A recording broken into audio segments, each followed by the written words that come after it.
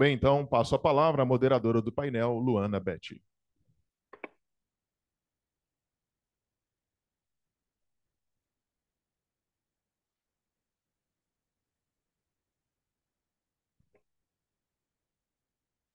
Bom dia. Perfeito. Bom, pessoal, bom dia. Então, dando continuidade e abrindo, né, o evento de hoje com esse primeiro painel, que objetiva, né, juntar e trazer um panorama do que foi discutido dentro da Task Force do Clima e também outras iniciativas do G20, como o T20 e o G20 Social, para ter um panorama inicial das discussões e fazer essa troca, né? Então, o objetivo basicamente é fazer esse panorama dos acúmulos de discussões da Task Force Clima, apresentar o trabalho de outras estruturas e bem como a gente conversar, né, sobre quais foram as controvérsias, quais foram as concordâncias, o que está faltando ainda ser discutido. Então, é isso que a gente propõe agora com essa mesa repleta de mulheres. Então, eu agradeço muito. A Lilian está vindo, né? Vai voltar daqui em alguns momentos, mas agradeço a Estela e a Beatriz muito por estarem aqui. Muito obrigada. Então, não sei se vocês prepararam alguma apresentação, mas eu acho que a gente pode começar com vocês. Tá bem. Então, tá. Vou passar para a Estela. Por favor, se apresente e dê o nosso panorama. Alô? Agora foi. Bom, queria agradecer muito o convite do SEBRAP, mas também das organizações que estão, das 5 organizações.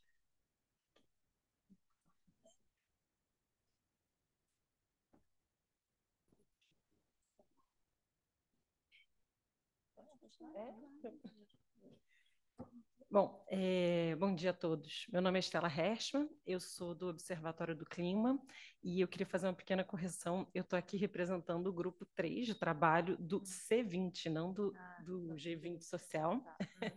O C20 é uma das sopas de letrinhas que foi mencionada no painel anterior, então é o grupo de engajamento da sociedade civil que acompanha, né, os trabalhos do G20.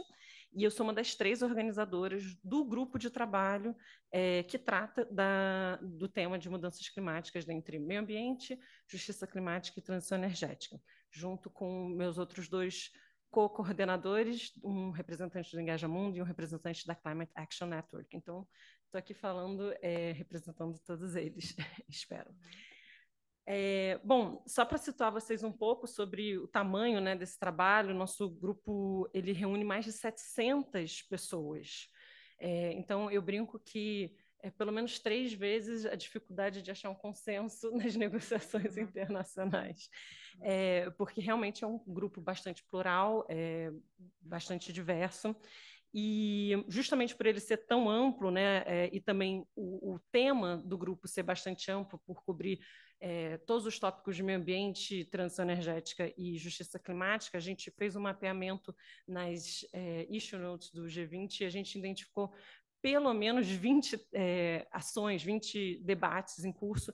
Então, a gente realmente teve um trabalho ali de fazer uma eleição de prioridades. E dentre as prioridades, acho que isso tem muito a ver com a crise, com a emergência climática que a gente se encontra, o grupo elegeu mitigação, financiamento climático, adaptação e perdas e danos, transição energética e justiça climática e defensores dos direitos humanos e do meio ambiente. E todas essa lista de prioridades tem uma conexão muito profunda com o enfrentamento da crise climática e com a Task Force de Clima. Então, desde o início do nosso trabalho, a Task Force de Clima, dentre todas essas estruturas e complexidades desse animal diferente, que é o G20, ele foi identificado como um dos principais focos de interesse, né, dessa iniciativa da presidência brasileira, como um lugar de maior potencial de resultado dos interesses que o grupo elegeu como prioridade. A gente fez o nosso trabalho, a gente não só elaboramos um policy brief do grupo de trabalho 3, que deu subsídios para a construção das recomendações do C20. Esse nosso policy briefing em breve vai ficar público e a gente vai poder enviar não só ao Brasil, mas a todos os outros representantes que participam do G20, mas como a gente também fez trabalhos conjuntos com o T20 e com outros grupos de engajamento para encontrar sinergias e reforçar as mensagens que a gente tinha. Então, eu vou trazer aqui algumas, não vão ser todas, mas algumas que a gente identifica como maior sinergia com a issue note da Task Force de Clima e com os debates que estão em curso. Bom, dentre os objetivos da Task Force de Clima, né, que eles elencaram como Resetting Action e Resetting Finance, o que a gente precisa ver, principalmente se a gente pegar o G20 como esse bloco, né, de países que não só juntam as maiores emissões, mas também tem o poder transformador, né, de realmente mudar o jogo no enfrentamento da crise climática. O que o C20, o grupo, ele apresenta como principal preocupação na ambição climática é que o G20 não só apresente as novas NDCs, né, ao longo dos próximos 12 meses teremos que fazer, na verdade, até fevereiro, março de 2025, os países deverão apresentar suas novas metas climáticas, com metas mais ambiciosas para 2035, que estejam alinhadas com o objetivo do Acordo de Paris de 1,5, mas que a gente gostaria de lembrar que eles também ter um chamado para que eles revisem a sua ambição para 2030, porque como todo mundo aqui, imagino que saiba, a gente não está no caminho realmente para cumprir e conseguir atingir esse objetivo de 1,5. Isso significa reduzir as emissões, né, em 43% em relação ao nível de 2019 até 2030, porque senão a gente não vai conseguir reduzir em 60% até 2035. E os países desenvolvidos, os países do G20 devem liderar, né, essas metas mais ambiciosas, claro, de acordo com as suas responsabilidades comuns, porém diferenciadas, e as suas respectivas capacidades. E ainda conectado com essa meta de manter 1,5 vivo, que inclusive é uma das prioridades do Brasil nesse papel de protagonismo, né, internacional que a gente tem, não só com a liderança do G20, mas também com a presidência da COP, a gente espera que o G20 lidere, que ele estabeleça um compromisso para implementar certas decisões, as decisões do GST, né, que foram alcançadas na COP passada, e isso inclui principalmente a eliminação gradual dos combustíveis fósseis, que a gente levou 30 anos para conseguir dar realmente ali o nome aos bois a quem está causando o problema. Isso envolve um cronograma que os países envolvidos e os maiores emissores e produtores liderariam a aceleração dessas metas, e, claro, incluir um compromisso de fim de prospecção e exploração das reservas de combustíveis fósseis, até por conta dos cenários que os especialistas do mundo inteiro, inclusive a Agência Internacional de Energia, nos mostram que para manter 1,5 vivo a gente não pode realmente abrir novas frentes e vamos ter que deixar várias das áreas conhecidas, das reservas conhecidas, não exploradas. E aí eu vou fazer uma conexão com outro tema de combustíveis fósseis, que faz 15 anos que o G20 se fala em eliminar os subsídios, né, a combustíveis fósseis ineficientes. E nessa uma década e meia, muito dinheiro público alimentou, de novo, a causa do problema. Então, tem estudos que falam que o G20 só em 2022 forneceu 1,4 trilhão de dólares em dinheiro público para apoiar a indústria fóssil, enquanto essas empresas, obviamente, davam lucros recordes. Então, o que a gente precisa fazer, e o G20 é um local poderoso para redirecionar esse dinheiro, de parar de alimentar a causa da mudança climática e direcionar esses recursos para fechar a lacuna de financiamento, que aqui, obviamente, da agenda climática, mas também, como foi colocado no painel de abertura, de desenvolvimento. E aí eu faço um apelo para que o G20, ao tocar nesse assunto, que eu espero que ele toque, a Task Force consiga fazer esse avanço dessa agenda, que a gente não tem mais tempo para falar a gente não tem mais tempo para ser ineficiente. Então, a gente não pode limitar essa eliminação dos subsídios apenas aos subsídios ineficientes. Como a gente falou, a ciência realmente coloca que a gente não pode mais ter essa exploração, então os subsídios todos precisam ser eliminados. É claro que todos esses compromissos de ambição climática que eu falei, eles precisam ser traduzidos, né, pelos países em planos nacionais e planos de transição energética, e eles precisam de um compromisso financeiro, né, de um planejamento financeiro, e eu acho que uma das apostas da Task Force que faz essa conexão é justamente as country platforms. A gente vê as country platforms como ferramenta, né, uma ferramenta de mobilização de financiamento que tem o potencial de destravar esse financiamento na escala e ritmos que são necessários. Então, a gente tem um desafio tremendo de mitigação, de adaptação, de transição justa, e que, para tudo isso acontecer, ele precisa ser acompanhado desse financiamento e que essa visão integrada, essa visão estratégica nacional, que vai alinhar as metas, né? A gente está falando aí de metas das NDCs, dos planos nacionais de adaptação, das estratégias de longo prazo, isso dos planos de implementação, né? O plano clima que está sendo feito, vai tratar em planos de implementação setoriais, tudo isso tem que estar alinhado numa visão que o país vai ter, numa estratégia nacional, com realmente um compromisso de fazer essa transição. E isso, as country platforms podem facilitar a mobilização do financiamento para isso.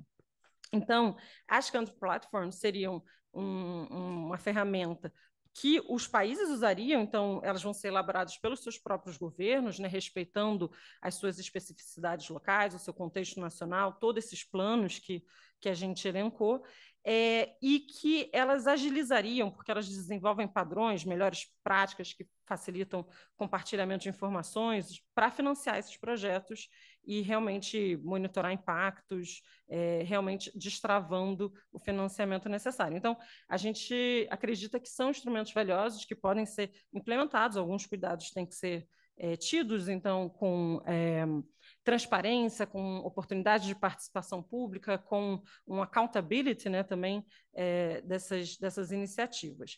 Então, as country platforms, elas podem ser a grande conexão entre o que a gente precisa de ambição climática, do Resetting Action, com o que precisa acontecer do Resetting Finance, que foi colocado pela Issue Note.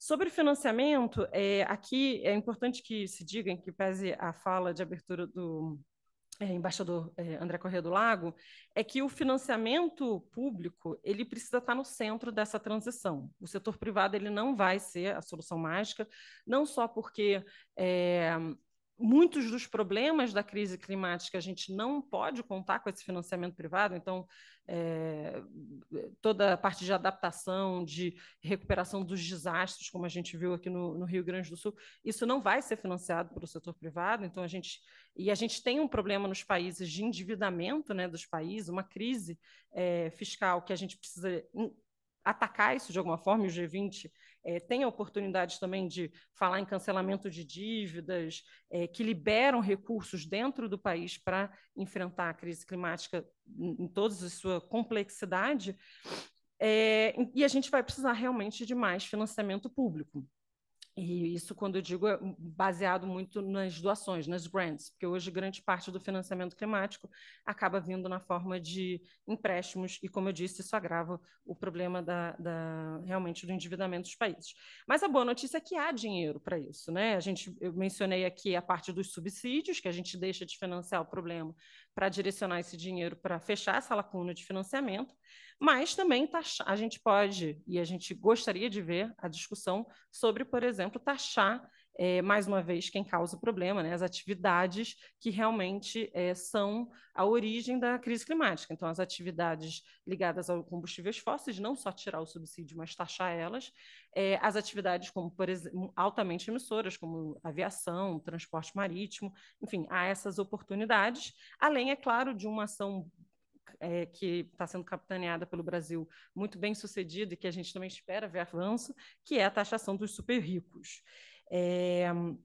E aí eu gostaria de fazer esse apelo, né, que também foi mencionado na mesa de abertura, que o financiamento climático está no topo da agenda de política multilateral. Então, por mais que isso seja um assunto da UNFCCC, a gente não vê esses dois espaços tão separados assim. A gente entende que o G20, dado o seu peso, sua importância não só econômica, mas também em emissões, que ele deve mandar um sinal positivo, um sinal importante para destravar as conversas que vão estar acontecendo ao mesmo tempo, né, paralelamente, em novembro, aqui no Rio e em Baku, com a COP29. Então, isso também é um aspecto importante. Uma coisa que a gente também entende como um potencial para destravar esses fluxos de capital, principalmente para os países em desenvolvimento, é uma reavaliação do G20 do papel das agências de crédito, né? Porque as agências de classificação de crédito, elas são fundamentais na arquitetura financeira global, elas influenciam os fluxos de capital, mas elas hoje não levam em consideração os riscos das mudanças climáticas, os impactos das mudanças climáticas, nem as ações que os países precisam adotar para o enfrentamento da crise climática. Então, isso não faz parte da metodologia de avaliação das agências de crédito, e a gente tem casos, né, de downgrade que afetam, desestimulam justamente o que a gente precisa estar estimulando com todas as nossas forças. Então, realmente, tem uma oportunidade não só da revisão dessas estruturas de avaliação de risco e de crédito, como uma revisão também da transparência, da granularidade e da precisão das classificações, e promover um ecossistema mais diversificado de agências. Então, talvez pensar aí, iniciar o debate de ter uma agência de classificação que seja pública e independente. Por fim, eu vou parar por aqui. Eu sei que a minha colega do T20 vai contribuir com outras considerações que a gente tem similaridades e sinergias, mas, enfim, queria agradecer e enfatizar mais uma vez o potencial que essa força-tarefa tem. Acho que foi uma aposta muito acertada da diplomacia brasileira, da presidência brasileira. A gente espera que, inclusive, isso tenha continuidade nos próximos G20, justamente porque, dada a crise e a emergência climática que a gente tem, a gente precisa fazer com que todos aquelas pessoas do governo que o embaixador falou que falam línguas diferentes, elas precisam estar constantemente sentando junto, dialogando, para que a gente consiga ter essa transformação que não é trivial, né? Então, a gente, do C20, a gente se coloca aqui à disposição de continuar, a gente está sempre que possível em diálogo e permanece aqui à disposição. Muito obrigada pela oportunidade, pelo convite.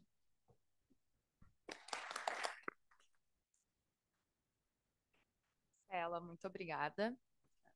Estela, muito obrigada. Eu anotei algumas palavras-chave que tu utilizou, acho que trazendo essa visão do C20, né, é muito forte, manter 1.5 vivo e sem tempo para ser ineficiente, né? Então, trazendo muito forte essa questão do pedido de ser mais ambicioso na revisão das metas, utilizar as ferramentas como as plataformas, né, de países para atrair esse investimento, porque o financiamento é core, e o financiamento é core, um financiamento público para avançar a ação climática, principalmente nos países em desenvolvimento sul global. Então, foram essas grandes mensagens que eu acabei captando da tua fala e trazendo esse comunicado, né, do C20 para a discussão. Eu queria passar agora para a embaixadora Lilian Chagas, para trazer um pouco da visão da Task Force. Muito obrigada pelo convite, pela ideia de organizar esse seminário. É sempre muito positivo ver que cada vez mais no Brasil e no mundo as pessoas estão interessadas nessa agenda, porque essa agenda para o combate da mudança do clima, será necessário a atuação, né, de governos, das instituições internacionais, das instituições nacionais, mas, sobretudo, de uma mudança de comportamento das pessoas. Então, quanto mais as pessoas, as sociedades, as populações entenderem o risco que coletivamente nós estamos correndo com o aquecimento da atmosfera, mais rápido ou mais aceitável, né, será essa mudança de comportamento. Mudança de comportamento em padrões de consumo, em padrões de viagem, em padrões de mobilidade urbana, de alimentação, de geração de lixo, né? Então, é realmente muito importante que a sociedade acorde para o problema e tenha consciência dos riscos que ele representa para as atuais gerações e para as gerações futuras. Há uma discussão atualmente na UNFCCC, né, na Convenção do Clima, que as COPs ficaram grandes demais, que as COPs viraram, né, deixaram de ser umas reuniões de negociação e viraram uma grande feira do clima. Né? A COP de Dubai, bateu todos os recordes, chamada COP das COPs, teve mais de 100 mil pessoas inscritas e 84 mil pessoas que efetivamente viajaram e participaram lá das atividades, né? Então, há uma discussão, isso deixou de ser uma negociação entre governos, entre partes nos acordos, está imanejável, as grandes corporações, os bancos de desenvolvimento, né, o terceiro setor, a academia, os cientistas, as ONGs, virou um grande evento e nós estamos perdendo aí o fio das negociações. Mas nessas discussões, é interessante notar que alguns países dizem, não, mas isso é muito bom, isso é muito necessário, porque é isso que vai gerar a predisposição para a mudança.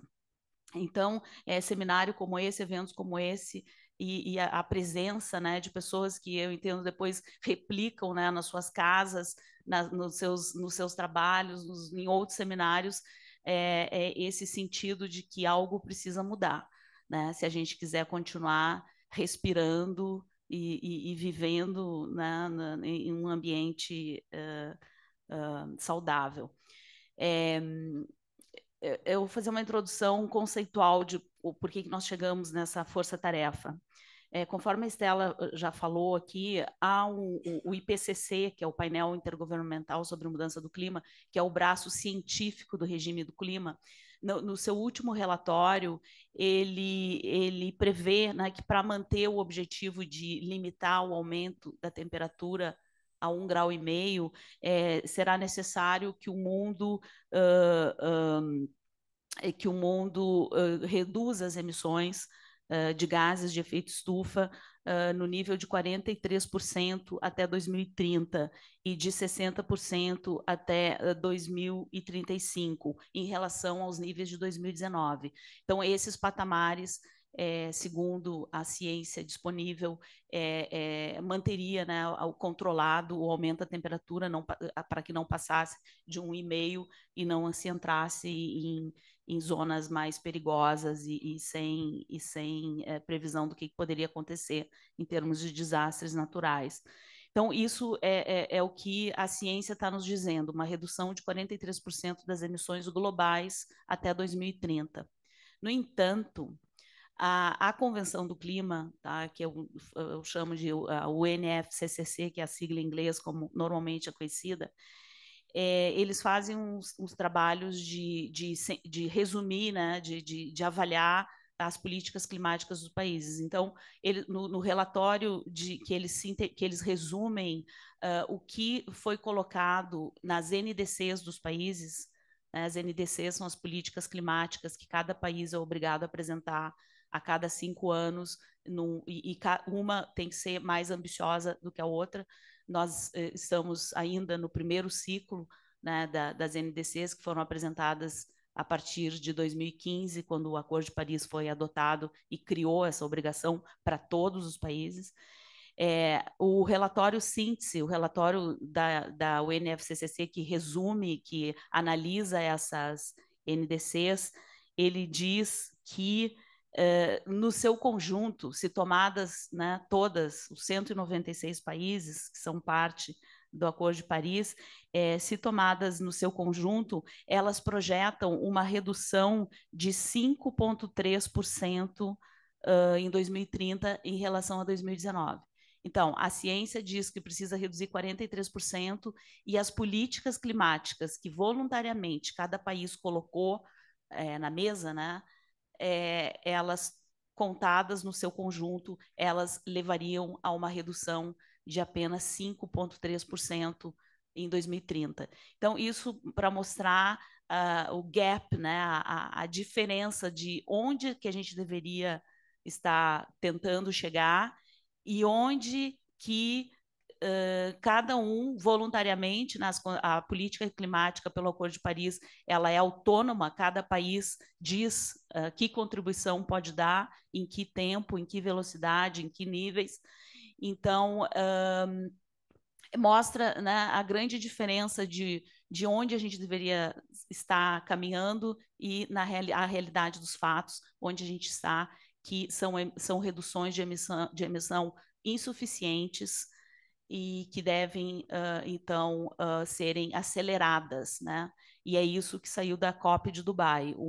O resultado final da COP de Dubai foi um alerta de que o que existe em termos de política climática não é suficiente e que os países precisam apressar, acelerar, né, as suas trajetórias de redução de emissões e de adaptação e resiliência à mudança do clima. Bom, então esse é o cenário, né? Além de a gente estar sentindo o aumento, né, de eventos climáticos no mundo inteiro, para nossa infelicidade no Brasil também, seca gravíssima nos rios amazônicos no ano passado, uma enchente histórica no Rio Grande do Sul, né? Eu gosto de dizer que o que aconteceu no Rio Grande do Sul é que a mudança do clima bateu a porta da classe média brasileira, porque o que aconteceu ano passado foi gravíssimo, mas aconteceu no final do nosso país, em pequenas comunidades longínquas, né, no norte da Amazônia brasileira, que as pessoas que usavam os barcos, os rios como meios de transporte, de repente não puderam mais ter acesso a isso, ficaram isoladas, os gêneros e medicamentos tiveram que chegar via avião da FAB. Foi um evento climático gravíssimo, mas ele afetou um setor, né, longe demais das capitais. Agora não, Porto Alegre é uma capital de estado, é um estado industrial, agrícola, pecuarista, é a quarta economia do país. A quarta economia do país está sem aeroporto há quase 4 meses. É inimaginável, mas a gente deve botar isso na conta, né, que o fenômeno foi acelerado, foi agravado pela mudança do clima. Então, nesse cenário de urgência, de gravidade, a gente analisa. Então, o que nós temos, né? Quais são os instrumentos que nós temos? O regime multilateral da mudança do clima, a Convenção do Clima, o Protocolo de Quioto, o Acordo de Paris. E esse arcabouço de tratados, o que ele diz, né? Ele diz o seguinte: ele vincula ambição a meios de implementação. E eu tenho repisado isso nas minhas falas, porque não muitos países falam, mas eu acho que o Brasil tem que falar. Então, se você lê os acordos, há uma obrigação, né? Todos têm que fazer alguma coisa. O Acordo de Paris evoluiu, que ele igualou, né? Todos os países têm a obrigação de colocar, de fazerem contribuições nacionalmente determinadas. Eles têm que desenvolver uma política de clima e apresentar para a ONU, mas isso está vinculado, é quase condicional à existência de meios de implementação. Meios de implementação no regime é financiamento, transferência de tecnologia e capacitação. Capacitação para políticas de clima, para infraestrutura de adaptação, infraestrutura de resiliência, conhecimento científico, transferência de... Então, os acordos, eles vinculam, né? Os países, eles precisam fazer isso, mas para fazer isso, eles precisam ter apoio. E aí, o que a gente viu, né, no primeiro balanço geral? Houve um reconhecimento coletivo das partes no acordo de que sim, todos estão fazendo políticas de mitigação, não são suficientes, mas todos estão cumprindo com as suas obrigações e apresentando essas políticas, mas há um grande pilar que ficou para trás, que foi o meios de implementação, financiamento, transferência de tecnologia e capacitação. Isso não ocorreu, e o que ocorreu foi muito insuficiente a ponto de não poder fazer face ao tamanho do problema. Então, o que nós temos no sistema é a mitigação, a redução, a obrigação de reduzir emissões, ela é condicional à existência de apoio. Então, se não há apoio, não há como cobrar maior opção. Tá? Então, daí que nós chegamos um pouco lendo esse cenário e vendo o que saiu da COP28, um reconhecimento de que há um gap de financiamento importante, que nós resolvemos, então, no nosso momento de vitrine, né, que é o G20, presidido pelo Brasil, atacar esse problema específico, né, a questão do financiamento por clima. Foi aí que daí vem a origem dessa força-tarefa. Embora o nome diga é uma força-tarefa de mobilização global contra a mudança do clima, no fundo, e a nota conceitual lançada no início do trabalho, nós queremos discutir os nós do financiamento climático. Tá? Por que esse pilar ficou para trás? Quais são os obstáculos? O que precisa mudar para que isso ocorra de uma forma mais efetiva e que o regime não fique totalmente centrado em mitigação. Há outros elementos também, por exemplo, isso é tão assim, embora não se fale muito, mas essa condicionalidade ela é tão presente que se sabe que muitas NDCs, muitas políticas nacionais que foram apresentadas, elas são condicionais ao recebimento de apoio. Então, se não há apoio, elas não implementam as NDCs. Se não implementam as NDCs, não há resultado. Então, nós estamos nesse círculo vicioso, nessa espiral negativa de não, nós combinamos que os países desenvolvidos, responsáveis históricos pelo problema, colocariam, né, eles têm a responsabilidade e a obrigação jurídica de prover e mobilizar financiamento. Se isso não acontece, os países que são os recipiendários desse apoio, eles dizem, não, eu apresento aqui condicional. Se eu receber apoio, eu vou me movimentar. Se eu não receber apoio,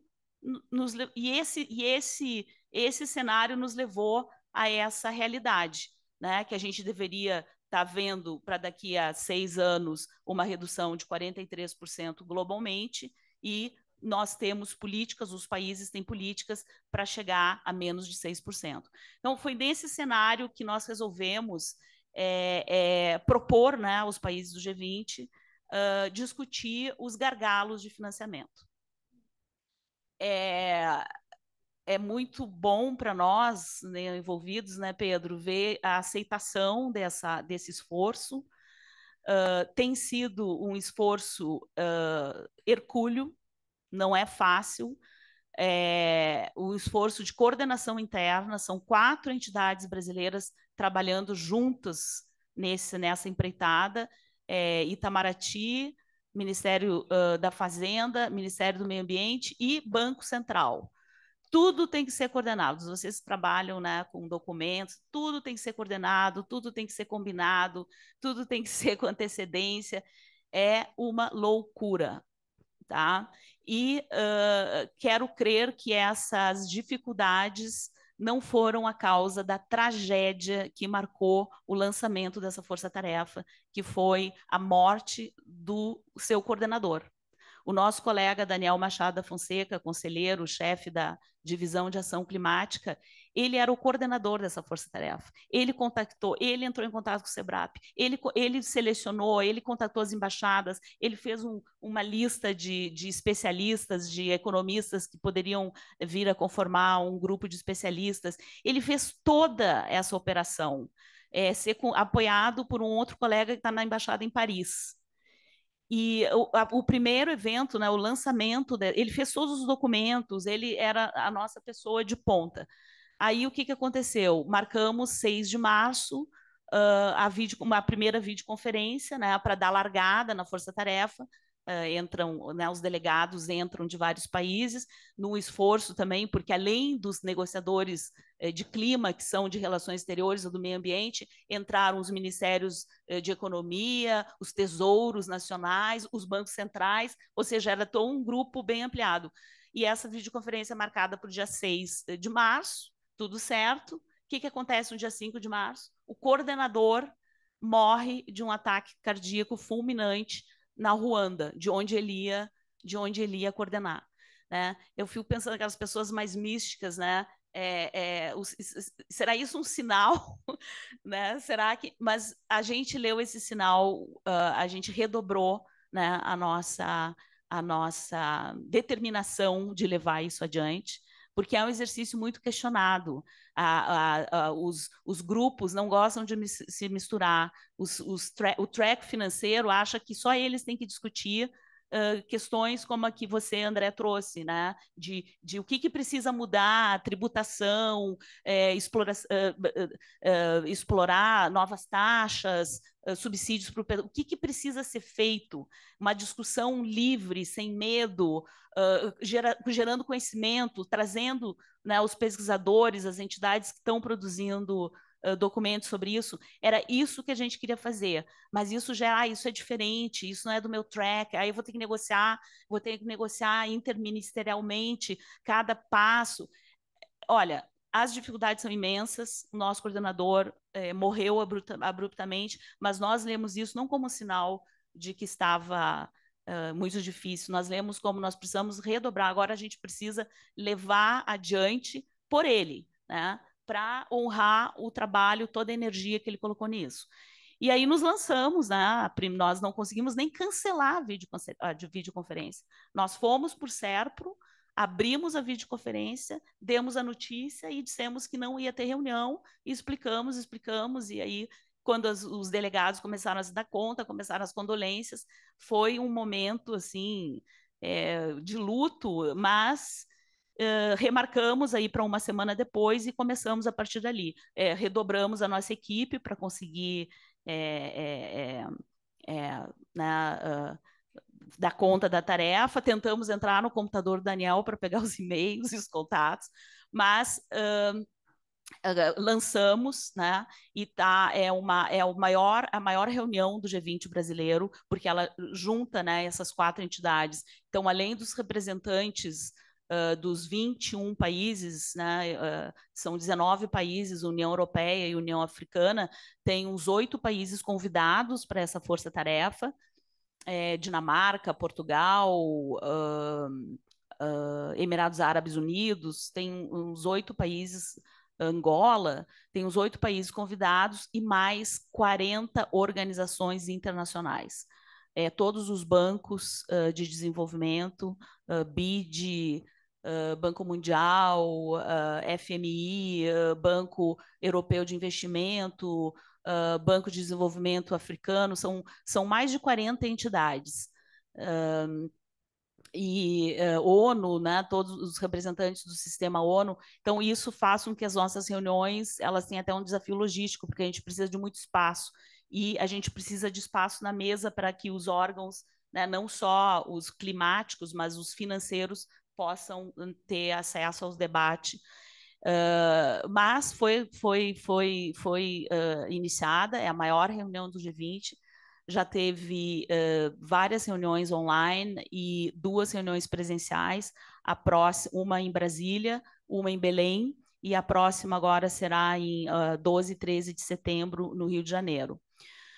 As discussões foram muito interessantes, como já foi apresentado aqui, essa força-tarefa, apesar do nome amplo, ela quer discutir finanças, os obstáculos, um mapeamento de o que precisa mudar, inclusive em regulação, né, participa o BIS, que é o Banco Central dos Bancos Centrais, inclusive em regulação bancária, em questões de taxação de todos os níveis, a questão do risco do câmbio. Então, isso tudo está sendo discutido. Se nós vamos conseguir fazer recomendações específicas, ainda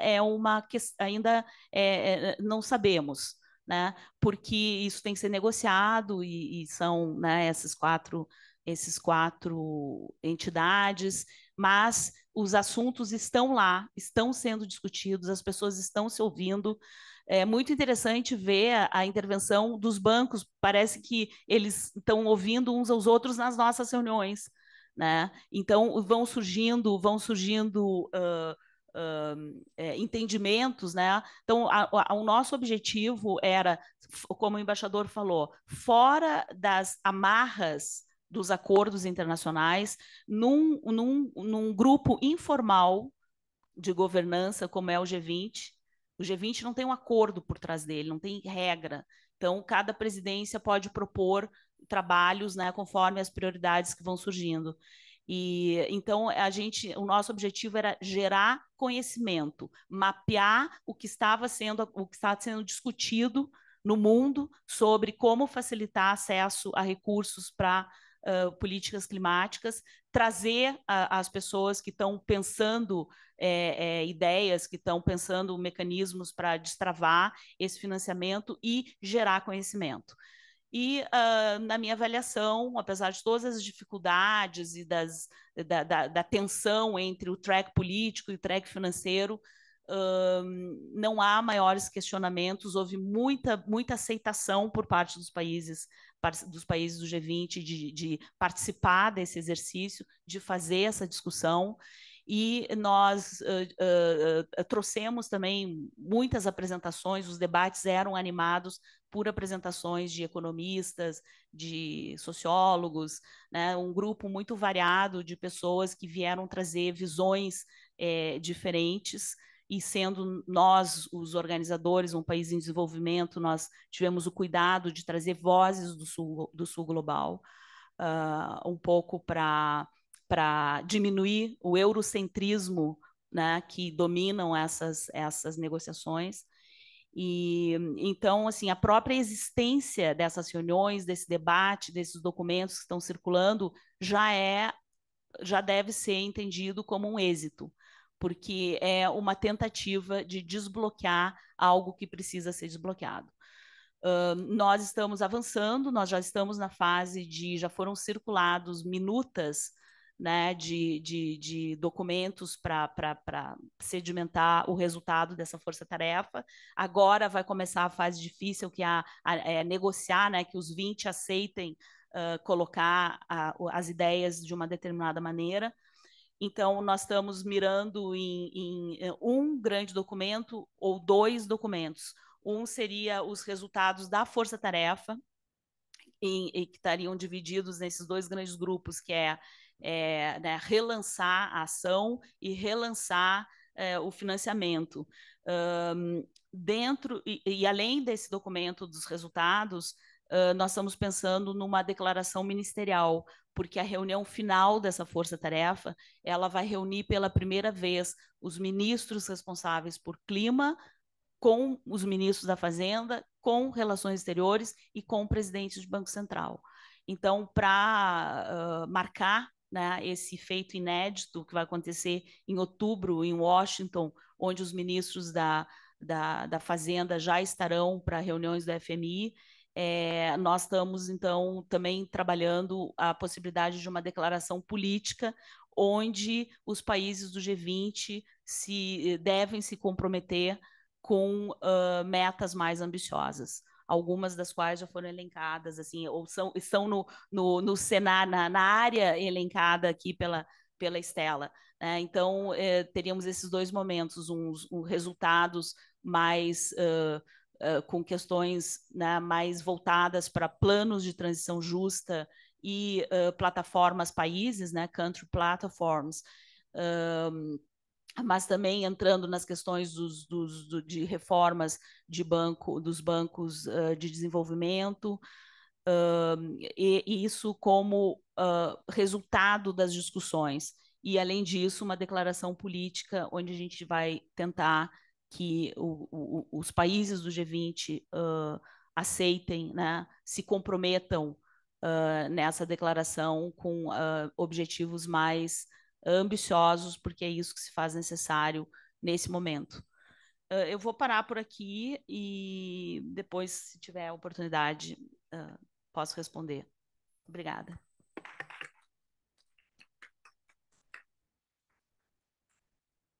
Embaixadora, muito obrigada por esse grande overview da Task Force, de nos mostrar, né, a complexidade que é organizar isso e também o tamanho dela, né, para a gente também, nós como ouvintes aqui, participantes desse evento de hoje, entender também a magnitude da iniciativa que a gente está participando hoje, né.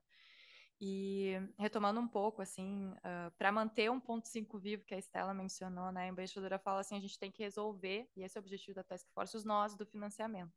Né? Então, trazer esse protagonismo da condicionalidade que ficou deixado de lado, mas os meios de implementação ele é essencial para a gente seguir em frente e manter o 1.5 vivo. Eu queria chamar agora a Beatriz Matos para fechar e trazer um pouco da visão do T20 para a gente. Alô? Bom dia a todos e todas. Muito obrigada pelo convite. É um prazer estar aqui participando desse painel com as colegas Luana, Estela, embaixadora Lilian. Eu sou Beatriz Matos, sou coordenadora de pesquisa da plataforma Cipó. E durante esse processo do T20, nós estamos juntamente a um outro centro de pesquisas, a um outro think tank, liderando a Força Tarefa 2, sobre ação climática e transição energética justa e inclusiva. Então, é justamente com esse chapéu que eu participo desse painel hoje, para compartilhar com vocês um pouco do processo, né, de todos esses meses de trabalho da Força Tarefa 2. Como nós já falamos aqui, como já foi falado, o G20 é algo novo para todos nós, em alguma medida. Temos aí uma sopa de letrinhas dos grupos de engajamento. Estela fala em nome do C20, o Grupo de Engajamento da Sociedade Civil. Eu falo em nome do T20, o Grupo de Engajamento dos Think Tanks. O G20 tem hoje 13 grupos de engajamento que, em conjunto, deve compor esse tal desse G social, né, que funcionaria como se fosse uma terceira trilha de negociação do G20, aí a complementar a trilha Sherpa e a trilha de financiamento. Então, a nossa força-tarefa em específico, né, no caso a força-tarefa 2, de ação climática e transição energética, foi dividida em 7 subtópicos. Então, eu acho que é interessante conhecer, mesmo que muito brevemente, o processo também do T20, porque cada grupo de engajamento tem o seu processo. No caso do nosso grupo, por ser composto por think tanks e centros de pesquisa, universidades, é um processo construído fundamentalmente a partir de envio de policy briefs, né? Então, de artigos científicos, um pouco mais sucintos, mas que constam também não apenas estudos científicos, dados, mas também recomendações políticas, que podem ser úteis para endereçar alguns desses subtópicos, e aí são 7, que são abarcados pela nossa força-tarefa. Então, falamos aqui sobre transição justa, falamos sobre financiamento, falamos sobre sociobioeconomia, falamos sobre infraestrutura sustentável e adaptada às mudanças climáticas, falamos sobre as métricas, né, métricas de ESG, por exemplo. Então, há vários temas que são abarcados por essa força-tarefa e que foram contemplados por esses policy briefs. Inclusive, vejo aqui também representantes desses subtópicos que compõem a nossa força-tarefa, organizações que participaram muito ativamente desse processo. Então, ao longo desses meses, nós recebemos aí 110 policy briefs, a proposta de 110 policy briefs, e aprovamos agora, ao final, 68 deles. É justamente a partir dos insumos que foram trazidos por esses policy briefs que nós construímos as nossas recomendações políticas, que foram apresentadas em julho, durante a midterm do T20. E a nossa expectativa é justamente que essas recomendações políticas possam vir a influenciar a declaração final, possam trazer subsídios para as discussões dos líderes do G20. Eu não vou dedicar o meu tempo aqui a apresentar essas recomendações políticas, elas são públicas, todos vocês podem acessar, existe aí um policy pack, um documento que organiza e detalha muito bem todas elas, mas eu gostaria de aproveitar esse momento da minha fala para tentar encaixar essas recomendações nos 2 eixos estruturantes da força-tarefa, né, que são os eixos aí dos planos nacionais de transição justos e inclusivos e o eixo do financiamento, do alinhamento do financiamento aos objetivos do Acordo de Paris, em especial a missão 1.5. Então, como que essas recomendações podem discutir, né, podem trazer potenciais contribuições do ponto de vista do T20, tudo que eu trago aqui é do ponto de vista dessa força-tarefa, para o avanço dessas pautas que vêm sendo mobilizadas pela TF Clima, que nós discutimos hoje aqui. Bom, um primeiro ponto que eu gostaria de destacar diz respeito a um tema que é fundamental para o sucesso do regime climático, que é a transição energética. O Brasil, inclusive, vem colocando a transição energética como um ponto prioritário na sua presidência do G20. Então, do ponto de vista da força-tarefa, é muito bem-vindo que esse movimento ocorra, é muito necessário, mas nós entendemos também que o tema precisa ser mobilizado para além de um aspecto técnico, considerando também uma visão socioambiental. Então, é importante que a gente fale sobre capacitação de trabalhadores, com certeza, é muito importante que a gente fale sobre geração de empregos, certamente, mas é importante também, é igualmente importante que a gente fale sobre mecanismos de proteção social, que vão justamente resguardar, em especial, os grupos mais vulneráveis, em meio a esse processo necessário da transição. É importante também que a gente discuta sobre integridade ambiental a partir do momento em que se desenha e que se implementa os planos de transição nos territórios. Então, essa visão socioambiental, nós gostaríamos que fosse também contemplada em meio às discussões sobre a transição, não apenas sobre a transição energética, que é um espaço importantíssimo da transição, mas também sobre a transição de um modelo de desenvolvimento como um todo, como a presidência do Brasil vem tentando defender. Um outro ponto que também se refere a esse primeiro eixo da força-tarefa da TF Clima é a questão da tecnologia. E acho que esse ponto já foi aqui contemplado pelas minhas colegas quando elas mencionam o papel dos meios de implementação. Os meios de implementação como esse pilar marginalizado da Convenção e que impossibilita o avanço das políticas das NDCs e de ações mais ambiciosas na área de mitigação e de adaptação. Nós compreendemos esse pilar da tecnologia como a pré-condição dessa transição necessária. Então, acreditamos que o G20, como espaço político, né, como a Lília muito bem destacou, tem o potencial de destravar algumas disputas que estão freadas, que estão paralisadas no campo técnico. Então, é necessário tratar sobre temas espinhosos, como, por exemplo, o monopólio de patentes em áreas tecnológicas-chave, que são fundamentais para a transição. É necessário que o G20 busque, em alguma medida, corrigir esse monopólio, corrigir as desigualdades em termos de acesso, em termos de transferência de tecnologia. Debata sobre temas cruciais como co-desenvolvimento de tecnologia, né, de maneira a evitar justamente o cenário que a gente observa hoje em dia, que é um cenário, um contexto de monopólio dessas tecnologias cruciais em alguns poucos países do norte global. Então, como que a gente impede que os países em desenvolvimento, e aí esse esforço da presidência brasileira de transversalizar o debate climático, transversalizar o debate social, de combate à pobreza, de combate às desigualdades, é importantíssimo, porque a discussão climática é também uma discussão social, uma discussão, não é só uma discussão ambiental, uma discussão socioambiental, é também uma discussão econômica e política, portanto.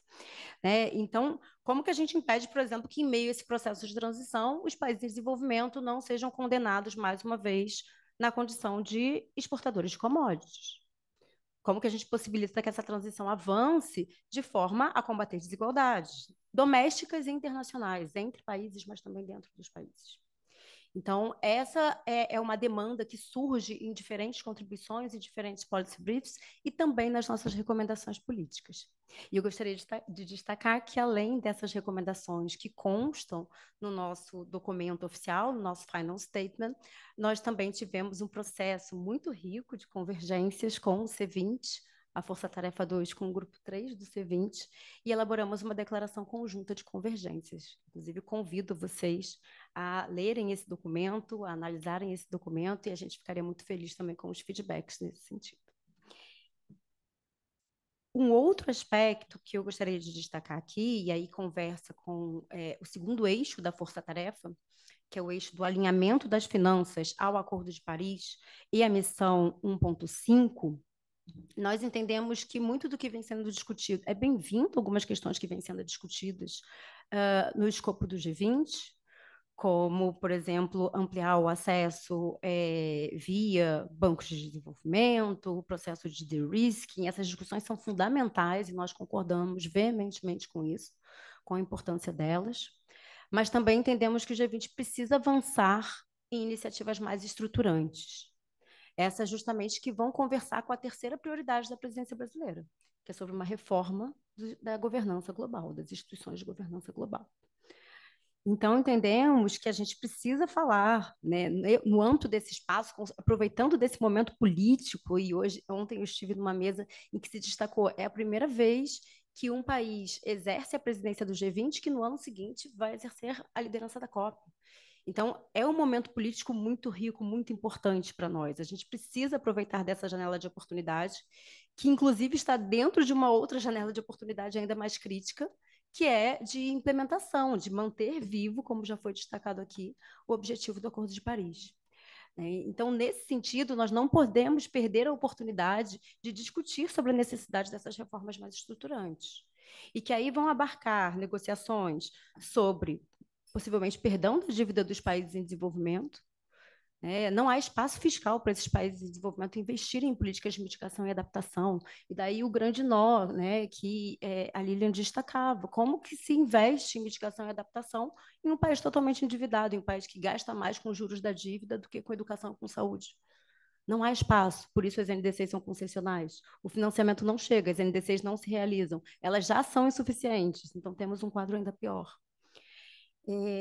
Uma outra questão, e que é um grande nó em meio às negociações climáticas, é o ponto do que é financiamento climático, como que se define financiamento climático. Temos aí uma disputa para que tudo seja considerado financiamento climático, e observamos iniciativas que são tudo menos financiamento, né, para o clima. Então, é importantíssimo que a gente discuta essas definições, né? Do ponto de vista de diversos países em desenvolvimento e do ponto de vista do T20, esse financiamento deve vir a partir de uma lógica não de empréstimos a juros de mercado que vão aprofundar a dívida dos países em desenvolvimento, né? Mas sendo financiamentos altamente concessionais, em formato de doação, justamente pelo fato de que a Convenção ela tem como um dos seus princípios guia o princípio das responsabilidades comuns, porém diferenciadas, que justamente reconhece as responsabilidades históricas dos países do norte global com a maior parte das emissões. Então, esse é um outro ponto central que deve ser tratado também, que precisa ser interessado nas negociações do G20. Um terceiro ponto, que ainda dialoga com esse segundo pilar da força-tarefa, de alinhamento das finanças, é propiciar um ambiente político para essa nova meta de financiamento climático, que deve, esperamos, ser lançada esse ano durante a COP29. E aí, justamente entendendo que essa nova meta de financiamento climático, que precisa perpassar pelo o que é o financiamento climático, quanto precisamos de financiamento climático, que é um outro nó, né? E quem paga a conta. Então, são vários questionamentos que guiam essas discussões e que estão emperrados no ponto de vista técnico. Então, temos esperança que isso, ao menos, avance do ponto de vista político. E, mais uma vez, ressaltando, entendendo a natureza do G20 como um fórum informal, cujas decisões têm caráter de recomendação, não são vinculantes necessariamente, mas entendendo que a gente pode criar aqui um momento político importante para avançar nessas demandas e fortalecer a convenção, que é um outro ponto fundamental. Estamos cheios, estamos fartos de observar uma série de iniciativas que são paralelas à convenção, que são não vinculantes, que não são compromissos reais, são voluntárias. Entendemos que essas iniciativas, por mais que sejam bem-vindas do ponto de vista de uma maior conscientização, elas precisam ser inseridas dentro do escopo da convenção, que tem seus próprios mecanismos de monitoramento. Então, por mais que, e mais uma vez, nós sabemos que são bichos diferentes, são espaços diferentes, mas eles precisam conversar em alguma medida. Então, que os frutos positivos do G20 possam contribuir para fortalecer a convenção, possam contribuir para fortalecer ou até mesmo reformar as instituições de governança existentes. Por fim, um último ponto antes de encerrar a minha intervenção, há de se discutir também sobre não só a quantidade de financiamento, como já abordamos aqui, tanto no primeiro quanto nesse segundo painel, como também sobre a qualidade do financiamento. Stella falou muito sobre a questão, né, a necessidade de reverter, de remanejar os subsídios aos combustíveis fósseis e a outros setores altamente poluentes. É importante falar sobre isso. Inclusive, um tema em que o G20 foi um dos primeiros fóruns a levantar a bola sobre o remanejamento do financiamento aos subsídios, aos combustíveis fósseis. Uma outra questão fundamental sobre a qualidade do financiamento é justamente criar um processo de governança participativo dentro dos países, de modo a evitar que os projetos que sejam implementados sejam concretizados a partir desse financiamento, viram direitos socioambientais das populações que estão no território. Então, não é só elevar o fluxo de financiamento, é garantir também que esse financiamento seja utilizado de forma adequada, de maneira a avançar nas nossas metas climáticas, mas também a avançar nos nossos objetivos de combate à pobreza, de integridade ambiental, né, e de tudo aquilo que é fundamental para que aquilo que a gente compreende hoje como um novo modelo de desenvolvimento necessário. Com isso, encerro. Agradeço muito a atenção de vocês e agradeço ao painel maravilhoso. Obrigada. Beatriz, muito obrigada. Muito obrigada por esse wrap-up e overview sobre tudo que tem acontecido, sobre os input papers que vocês têm recebido. Eu acho que se eu fosse ressaltar alguma questão complementar a todas as outras falas do que você trouxe, é a questão socioambiental, a questão da... Quando fala de clima também tem um quê de desigualdade, quando fala de meios de implementação, essa desigualdade ela fica muito mais proeminente, seja em termos de acesso ao financiamento, seja acesso à tecnologia também. Então trouxe um ponto muito importante e também a qualidade desse financiamento, né? Então acho que com isso a gente fecha. Agora a gente vai partir para a oportunidade de fazer perguntas. A gente vai coletar 2 perguntas da plateia. Então, se vocês tiverem alguma ideia de perguntas, por favor, para endereçar para os nossos painelistas, é ótimo. Antes disso, de passar para as respostas, a gente tem a embaixadora Lilian tem um vídeo para mostrar para nós. Eu queria pedir para o pessoal da técnica, se puder exibi-lo. Posso só explicar o que é? Uhum. Só segura um pouquinho, que eu acho que seria bom até apagar a luz. Não, eu só queria mostrar esse vídeo que eu vi ontem, feito pelo BNDES, porque ele mostra um exemplo de que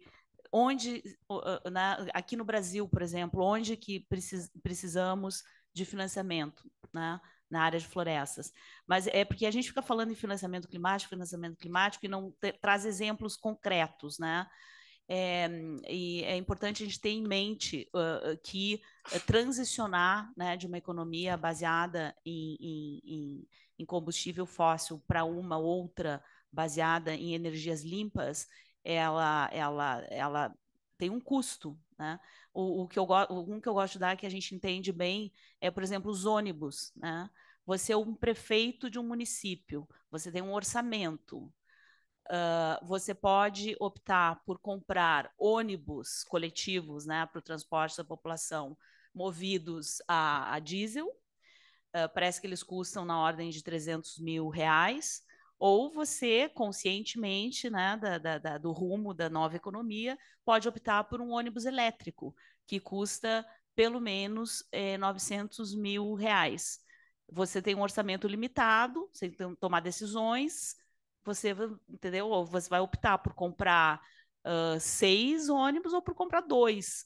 É esse tipo de dilema que o sistema internacional precisa facilitar o acesso a recursos para que essas decisões sejam tomadas de uma maneira mais fácil e que não levem, né, como a Cris falou, a um maior endividamento dos países. Então, a transição ela tem um custo. Então, deve haver um esforço internacional para fazer frente a esse custo. Esse vídeo do BNDES, que foi apresentado ontem num evento feito aqui no Itamaraty, sobre florestas tropicais, onde também estamos buscando mecanismos inovadores para facilitar acesso a recursos para projetos de conservação, reflorestamento, restauração natural. E eu achei muito bom esse vídeo do BNDES, porque mostra o quanto que o Brasil precisa para fazer um programa importantíssimo de restaurar, de trazer de volta a floresta que foi destruída. é sobre isso o vídeo. Então, por favor, se pudesse dar play.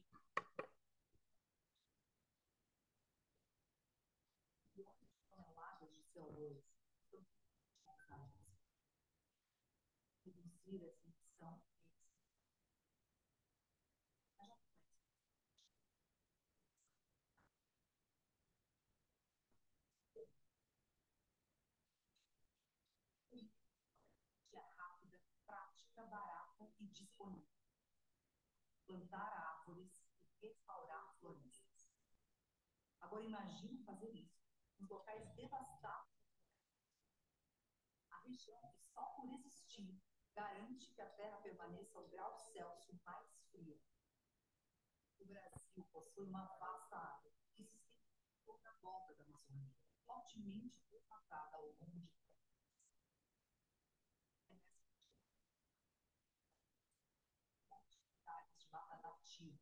e transformar no arco da restauração. Esse projeto já começou.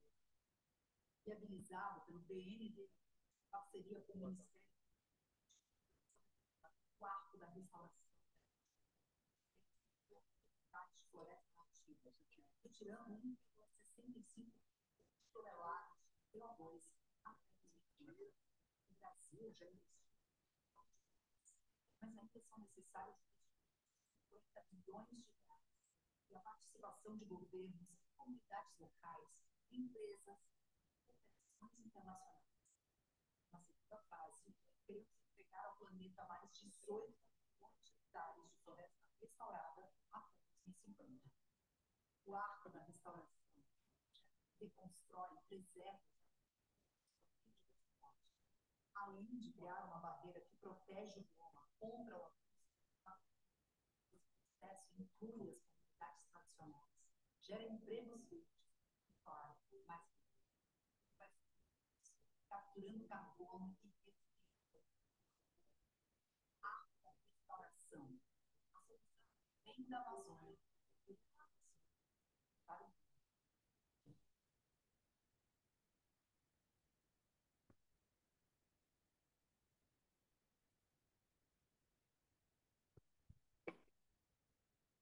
Bom, então, quem tem alguma pergunta poderia já começar?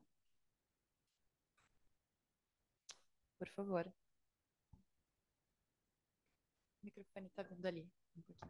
Eu só peço para falar o seu nome, se apresentar rapidamente. Sim, sim. Bom dia, eu sou Nathalie, da direção colegiada do INESC, e eu queria parabenizar essa mesa muito instrutiva e muito empolgante, né? Ver essas 4 lindas mulheres falando tão bem, com tanta garra, nos emociona.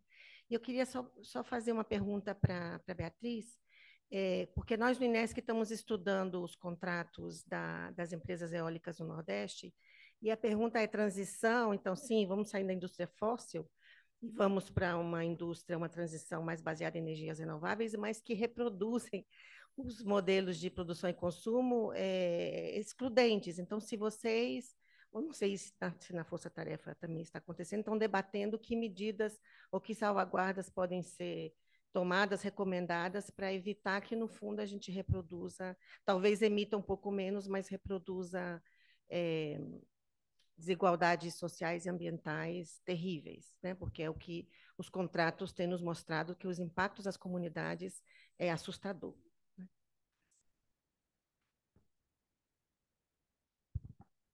Bom dia. Primeiro, parabenizar pelas falas, pela composição da mesa. Foram excelentes e importantes demais, né, a serem tratadas nas discussões entre os países do G20. Eu queria ressaltar um pouco do que a Lilian trouxe também sobre o ponto de transição energética, que hoje a gente sabe que é a principal causa das emissões globais e por isso é tão relevante a ponto de ser uma das 3 prioridades da presidência brasileira. Eu represento a Revolução Solar. A gente contribuiu com o C20, muito com a Estela, com o T20 também, a gente teve o Policy aprovado, vai ser publicado em breve, e nas nossas propostas são muito nesse sentido exatamente do que você trouxe, que os programas de transição energética nacionais tenham pilares de geração de emprego e renda de forma local, que seja valorizada a geração de energia de forma descentralizada e distribuída, para que haja, de fato, uma transição justa e inclusiva nos territórios, então, fomentando a capacitação local, a geração de emprego e renda local e as salvaguardas também, para que não, esses novos modelos eles respeitem a cultura e os territórios locais. Então, a minha pergunta é como que a Força Tarefa de Clima vem trabalhando isso, esse tema e esses pilares, para que, de fato, essa transição seja justa e inclusiva nos territórios, porque, de fato, os grupos de engajamento vêm trazendo essas propostas e a gente contribuiu com isso, mas eu queria ouvir da Força Tarefa o que tem sido tratado nesse sentido. Obrigada pelas perguntas. Passo a palavra para os panelistas.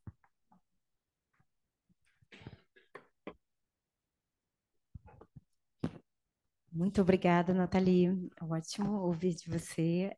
Esse é um dos temas um dos grandes gargalos, né, da transição. E daí a importância da gente abordar o debate a partir dessa lógica mais transdisciplinar, mais multidisciplinar.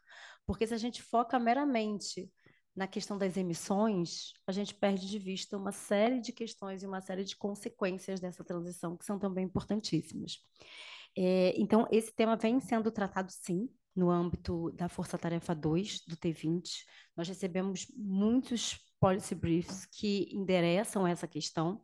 Inclusive, esses policy briefs serão publicados em breve no site do T20. Algumas das nossas recomendações também endereçam essa questão, se eu não me engano, é a recomendação política 4, que aparece no nosso livrinho. E na nossa declaração conjunta T20-C20, isso aparece com muita força, né? Justamente porque é uma preocupação fundamental. Se o nosso objetivo, se o nome da força-tarefa aponta justamente para a necessidade de transições justas e inclusivas, a gente precisa ir muito além dessas questões técnicas e tecnológicas e precisa olhar para como esses projetos aterrissam nos territórios. Então, há, sim, algumas propostas, né? Propostas de participação social, propostas de salvaguarda, propostas de desenvolvimento conjunto de projetos de maneira mais responsável e atentando para as necessidades da população e também para a questão da biodiversidade, que costumam ser altamente afetadas nesses contextos.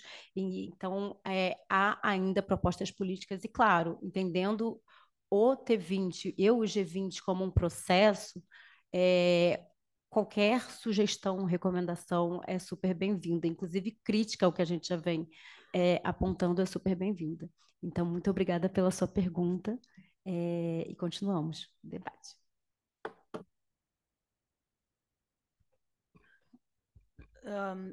Vou me referir mais a essa última pergunta. Como eu falei, essa força-tarefa a gente está discutindo financiamento, basicamente. Embora haja muito interesse por parte dos países do G7, que são as 7 maiores economias do mundo, para que o G20 dê, nesse momento da história, uma mensagem importante em termos de mitigação. Há, para quem acompanha, né, as negociações, o que eu chamo de mitigation fatigue. Se fala muito em mitigação e se fala quase nada em adaptação, que é o primo pobre do regime, e muito pouco, né, dos meios de implementação. Então, por isso que nós, assim, com um pouco de insistência e teimosia, nós enfrentamos, né, o interesse desse país, interesses legítimos, porque realmente a gente está numa urgência climática e mais países precisam fazer mais em termos de redução de emissões. Nós estamos nos focando nesse assunto de como abrir as avenidas de financiamento. E também eu acho que eu devo mencionar que uma das propostas que essa força-tarefa está vendo, nós nos debruçamos para discussões e iniciativas que já existem. Nós não queremos reinventar a roda, existem muitas iniciativas já acontecendo no mundo. As mais importantes são a chamada Bridgetown Initiative, que é para facilitar financiamento. A França fez no ano passado chamou uma reunião de cúpula e propôs um novo pacto de financiamento voltado para o clima, que também é uma das iniciativas que está avançando. chama de 4P, Pact for People and Planet. Houve uma cúpula também de ministros africanos em Nairobi, também com certas demandas de uma área, né, muito importante do mundo, que precisa também fazer transições para entrar nas novas economias.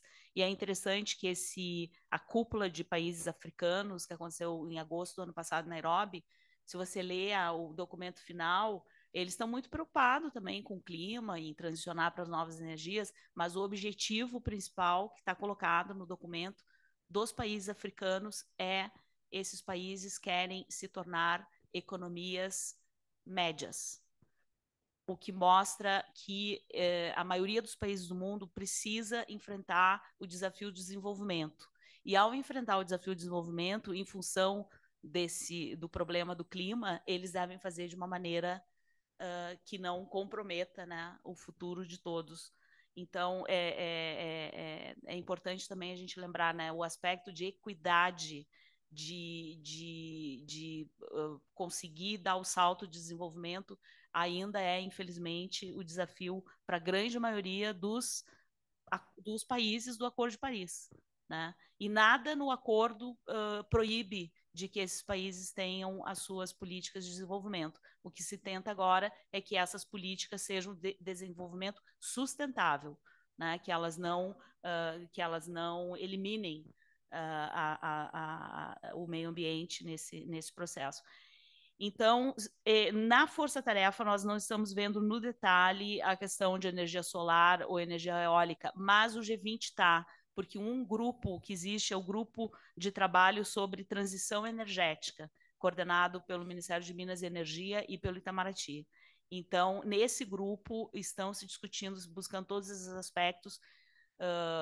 Espero até que estejam discutindo os impactos no comércio internacional, porque estão surgindo também muitas iniciativas protecionistas com a desculpa da mudança do clima. Taxação absurda de painéis solares, de soluções limpas, que na realidade visam a proteger mercados domésticos e estão contrárias a um esforço global para combater a mudança do clima, né? Então, assim, se eu posso sugerir que no futuro, muito em breve, nós teremos que nos debruçar, é o novo protecionismo, com base em questões climáticas, barrar o comércio desimpedido de produtos. Eu acho que esse é um novo segmento aí que vai surgir nessas discussões. Muito obrigada, pessoal da mesa, pelas respostas, pessoal da plateia, pelas perguntas. Infelizmente, dado o tempo, a gente não vai ter oportunidade de abrir para mais perguntas, mas o próximo momento vai ser o coffee break, então a gente pode fazer essa troca tomando um cafezinho, comendo um bolinho, então vai ter essa oportunidade, tá bem? Eu queria agradecer imensamente por essa mesa.